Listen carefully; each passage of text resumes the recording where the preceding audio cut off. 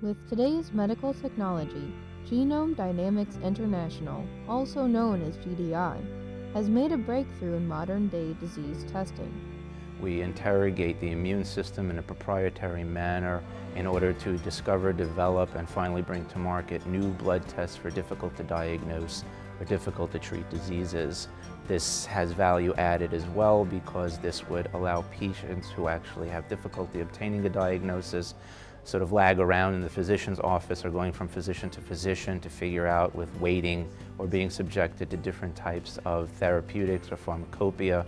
Try this, come back in 3 months if it doesn't work, or subsequently being required to undergo invasive technologies that are either painful, costly, and the like. So with that, obtaining a blood test for about $100 as opposed to an invasive diagnostic or surgical-based test for $2,000, there's a serious value added in all of these domains. To this end, the insurance companies are also finding this very appropriate because this would save them money in the healthcare domain in the long run.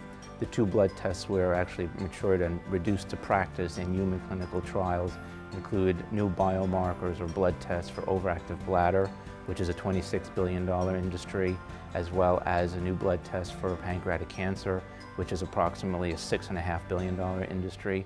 And the main intention is to get the patient to understand and be diagnosed earlier so they can obtain effective treatment more expeditiously. Well, we're currently seeking funding to really recruit additional patients to better understand the clinical application of our disease spaces to the tune of about $450,000 for our initial ask. We are also putting together our preliminary data for an application to the FDA so that we can mature things in parallel as opposed to waiting in series. Once we obtain these funding opportunities, which we're actively marketing and seeking either venture or angel investors, we hope to be able to bring this to the clinical domain within the year, 2 years at the outset. Because all the technology is proprietized, all the assays are in place, and now it's just the idea of figuring out exactly where the applications to these blood tests occur.